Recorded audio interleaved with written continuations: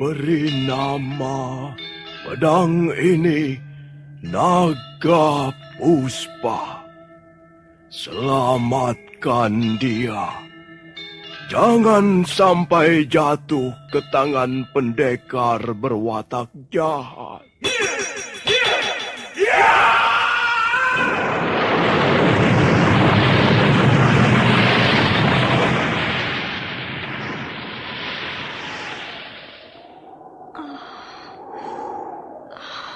Kakang Kamandanu, kau masih juga tidak percaya bahwa aku mencintaimu. Mesin, maafkan aku, Mesin. Mesin. Mesin!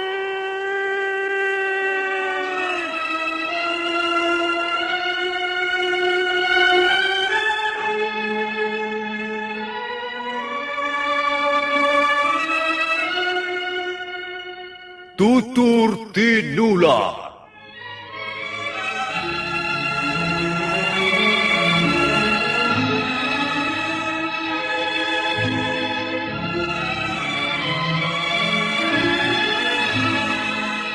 Sebuah sandiwara radio serial, produksi Sanggar Cerita dan teater Sanggar Prativi. Sebuah kisah dengan latar belakang sejarah runtuhnya Singasari dan berdirinya Kerajaan Majapahit.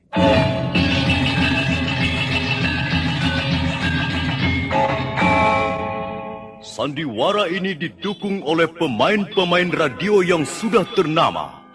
Ferry Fadli, Ivone Rose, dan Eli Ermawati.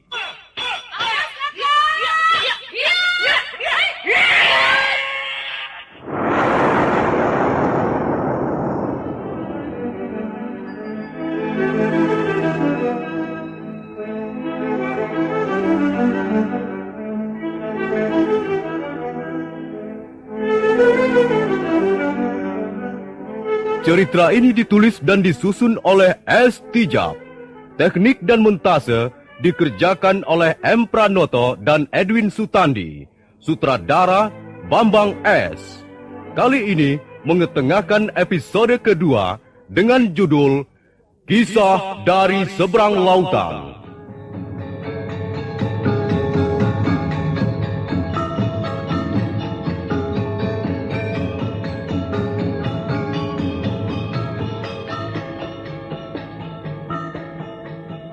Dalam seri yang ke-42 ini didukung oleh para pemain. Harry sebagai Dyah Wijaya, Narto Bantul sebagai Arda Raja, Kasdu Dewa sebagai Lembu Sora, Iwan Dahlan sebagai Prana Raja, Wawan sebagai Bokor, Rusli sebagai Rangga Lawe, Bambang Hermanto sebagai Gajah Pangon, Budi Klontong sebagai Banyak Kapuk, dan Nusri pembawa cerita. Selamat menikmati.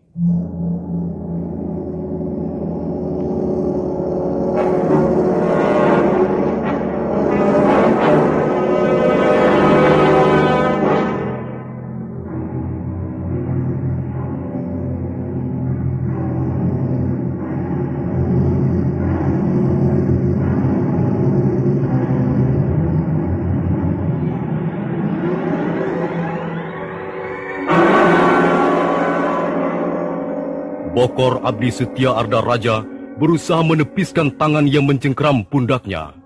Tapi cengkeraman itu semakin keras. Kemudian dia merasa tubuhnya terdorong ke depan seperti diseruduk kerbau.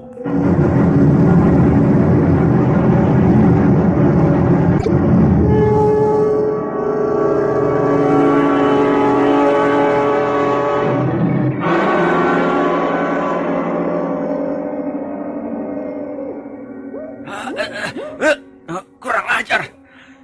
Siapa kau? Akulah yang mestinya bertanya siapa kau. Dan apa maksudmu berlari-larian seperti seorang durjana? Apa yang telah kau lakukan?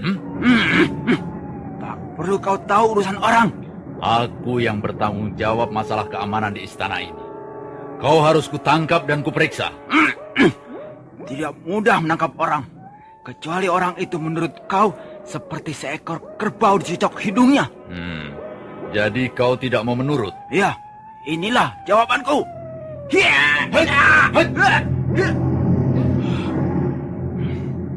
Tenaga orang ini besar sekali. Seperti tenaga seekor banteng yang sedang marah karena terluka. Kalau aku tidak segera mengambil tindakan, bisa repot nantinya. Ayo, mengapa tidak menyerang lagi? Sudah menyerah? Marilah, berikan tanganmu untuk kuikat dan kuperiksa di gardu penjagaan. Kau pasti orang yang mempunyai niat kurang baik. Kau akan bisa menangkap aku kalau aku sudah terbujur menjadi mayat. Iya, bagus. Jadi kau ingin bermain-main dengan pedang, ha? Aku tidak bermain-main. Aku akan membunuhmu.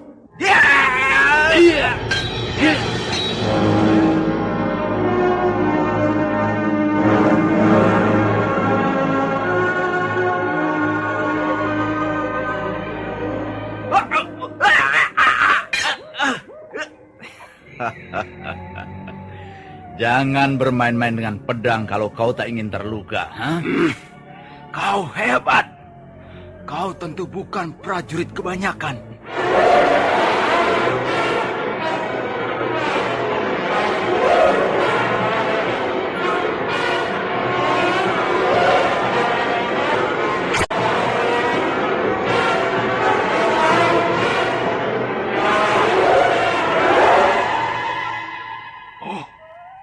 Gusti Lembu Sora.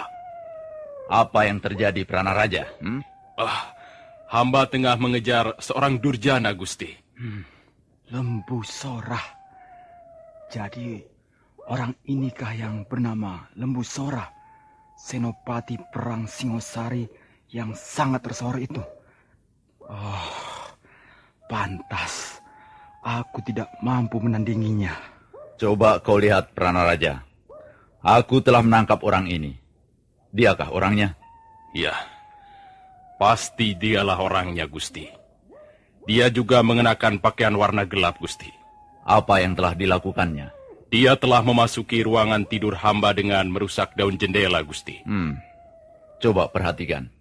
Apakah kau mengenalinya? Hai, pencuri busuk. Lihatkan mukamu. Ayo tengadahkan wajahmu. Aku mau melihat. Apakah aku harus memaksamu, ha? Tidak, Gusti. Rasanya hamba belum pernah melihat orang ini. Mungkin orang luar. Entah apa maksudnya dia memasuki wisma hamba. Yang jelas bukan maksud baik. Pasti ada yang berdiri di belakang peristiwa ini. Maksud Gusti, dia hanya orang suruhan. Ya. Pasti ada yang menyuruh dia. Tapi siapa, Gusti? Rasanya hamba tidak mempunyai musuh di istana ini. Jangan cepat mengambil kesimpulan begitu, Pranaraja. Musuh di depan mata memang tidak. Tapi musuh di dalam selimut, mana kita tahu? Ya, benar, Gusti. Lalu apa yang akan kita lakukan terhadap orang ini, Gusti? Aku akan mengorek keterangan dari mulutnya. Tapi jangan di tempat ini. Bawalah dia ke gardu penjagaan. Baik, Gusti. Hai, ayo bangun. Jangan meringkuk seperti kambing buruk begitu. Ayo bangun dan ikut kami.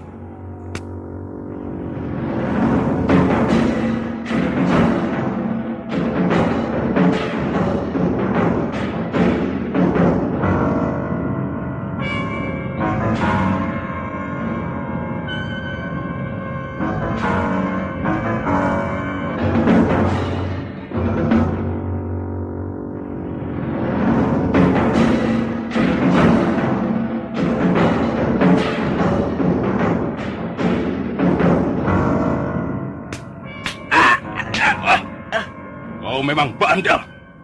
Kau memilih badanmu sakit. Bagaimana, Pranaraja? Rupanya dia bertahan untuk tidak mengatakan nama orang yang menyuruhnya, Gusti.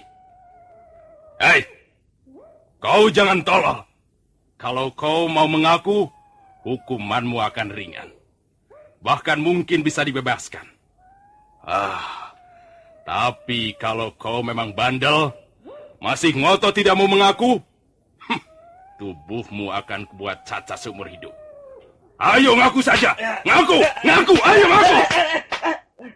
Wah, dasar goblok, keledai. Bukannya ngaku malah melotot.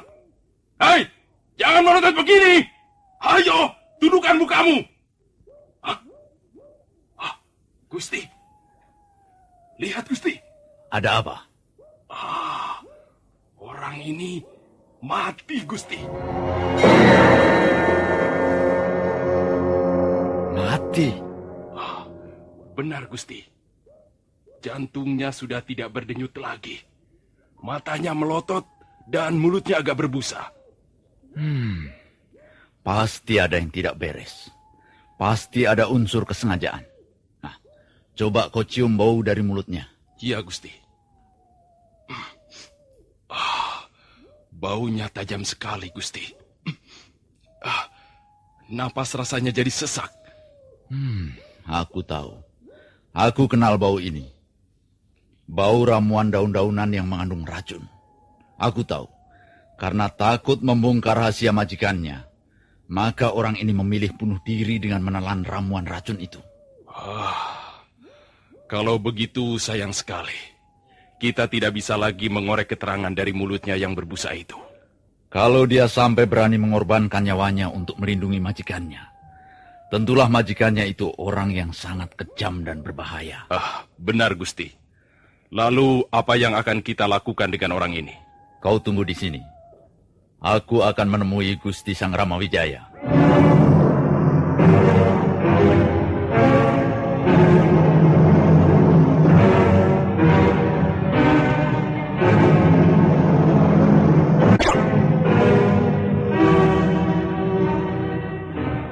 Bergegas Lembu Sora meninggalkan Prana Raja yang masih berdiri tak jauh dari mayat Bokor. Sebentar kemudian, dia sudah kembali lagi sambil mengiringkan Dyah Wijaya. Silahkan memeriksanya, Gusti. Mulutnya berbusa dan seluruh tubuhnya mengejang. Ya. Coba kau balikkan mukanya itu, Prana Raja. Aku ingin melihat wajahnya. Baik, Gusti.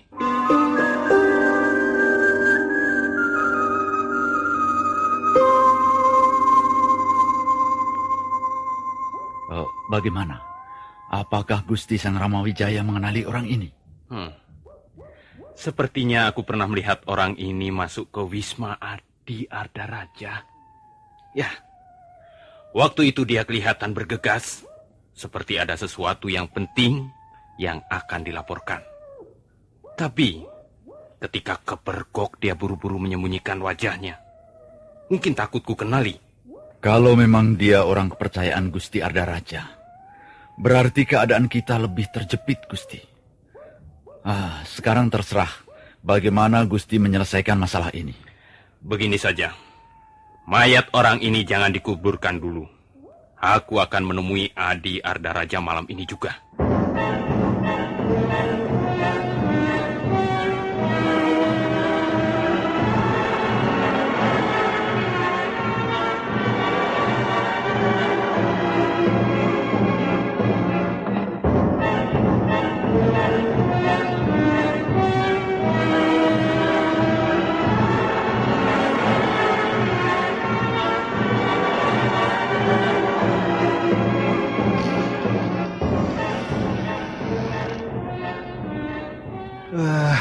Kau lagi. Ada perlu apa lagi, Kakang Sang Ramawijaya? Aku ingin minta bantuanmu, Adi Ardaraja. Bantuan apa? Malam ini ada peristiwa pembunuhan. Aku ingin minta bantuanmu untuk mengusut peristiwa ini. Di mana peristiwa itu terjadi, Kakang? Mari ikut aku. Adi Ardaraja akan dapat melihat sendiri.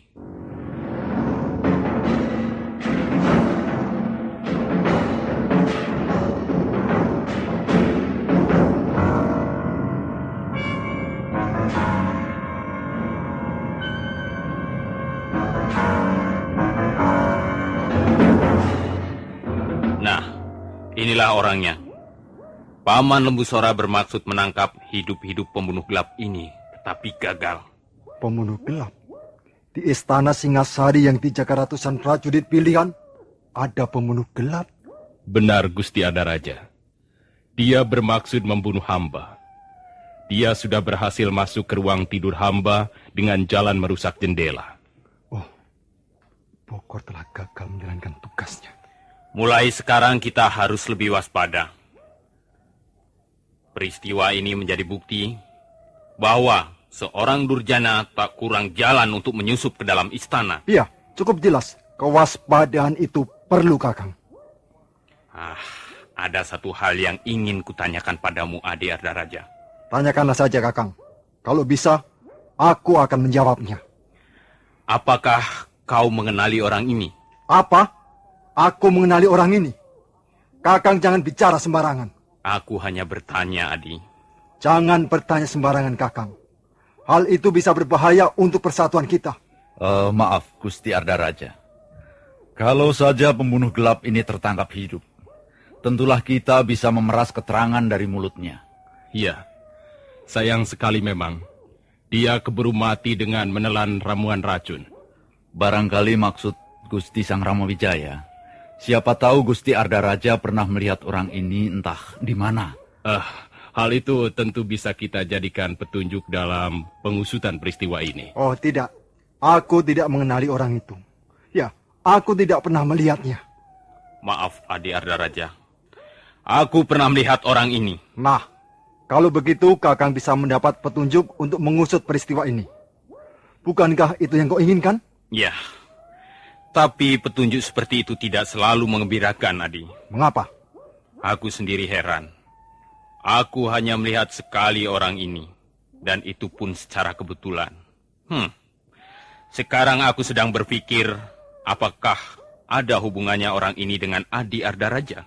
Apa maksudmu, Kakang? Kau menuduh aku berhubungan dengan pembunuh gelap ini? Apa dasarnya tuduhan itu? Dan apa buktinya? Entah benar, entah tidak penglihatanku ini. Tapi aku sepertinya pernah melihat orang ini memasuki pintu rumahmu.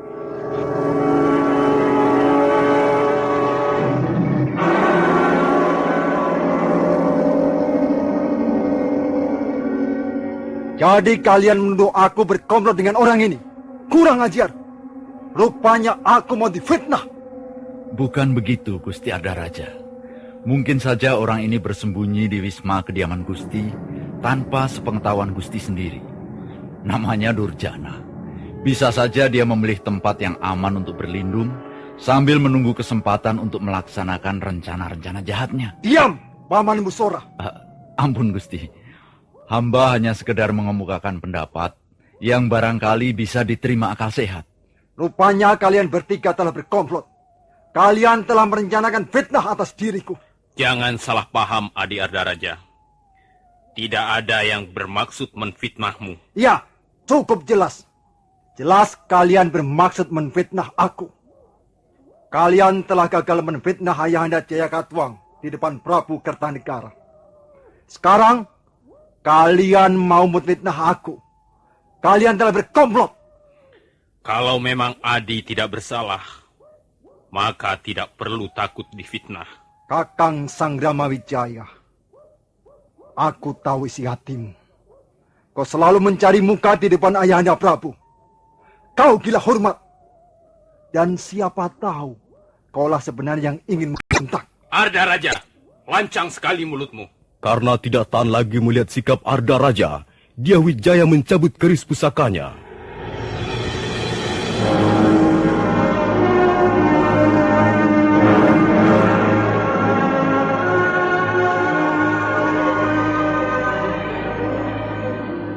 Ayo Ardaraja, jangan hanya pandai bicara, memutar balikkan peristiwa. Jadilah laki-laki sejati. Jadi kau menantang perang tanding, Kakang? Sudahlah, Gusti. Janganlah hal ini dibesar-besarkan. Kalau sampai terjadi baku hantam di antara sanak kadang sendiri, bukankah kita juga yang rugi? Kakang Sangramawijaya, aku tidak bisa melayani tantanganmu malam ini. Entah pada kesempatan yang lain. Selesai berkata, Ardaraja segera melompat pergi. Bayangannya segera lenyap di balik dinding istana.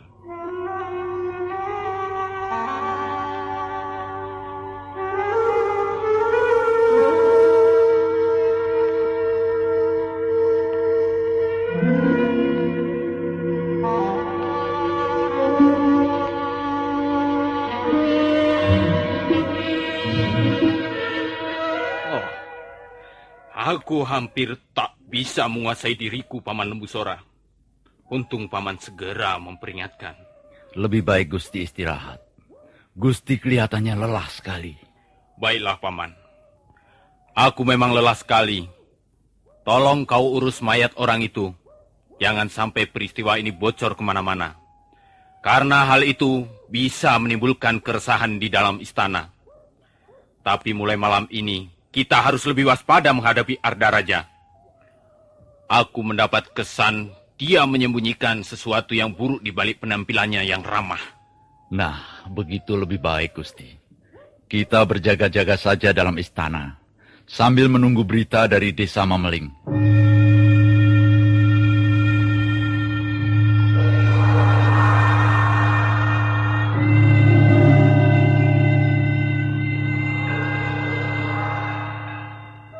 Malam itu, Istana Singasari kembali tidur terlelap setelah di salah satu sudutnya terjadi peristiwa pembunuhan.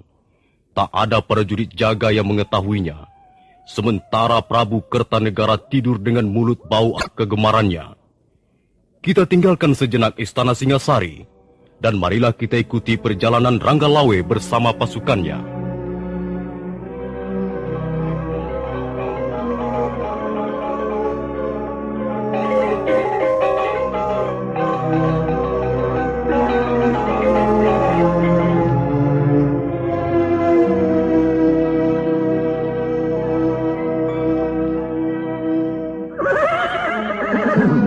Bagaimana pendapatmu, Kakang Gajah Pangon? Apakah kita menunggu Fajar datang, atau sekarang juga kita teruskan perjalanan sampai ke Mameling sana?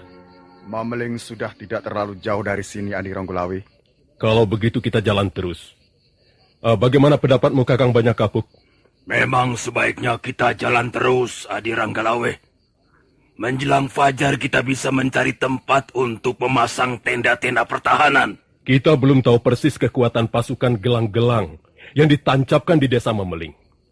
Sedangkan pasukan kita hanya berjumlah 500 orang, Kakang. Apakah mungkin kita mengadakan serangan terbuka? Rasanya tidak mungkin, Adi Ranggalawe. Lebih baik kita istirahat 1 hari. Kemudian besok malam baru menyerang dengan siasat perang malam. Ya, benar Adi Ranggalawe. Usul Kakang Banyak Kapuk rasanya paling tepat. Kita membutuhkan 1 hari untuk memulihkan tenaga. Iya. Desa apa ini namanya? Desa Lawor. Setelah menyeberangi sebuah bukit, barulah kita masuk Mameling. Iya, aneh sekali. Ada apa, Adi Ranggalawe? Kau mencium sesuatu? Iya. Naluri prajuritku mencium sesuatu yang berbau kurang sedap, Kakang. Apa maksudmu? Awas. Hati-hati, Kakang Gajah Pangon. Kakang Banyak Kapuk. Aku merasakan bahaya mulai mengancam di sekeliling kita.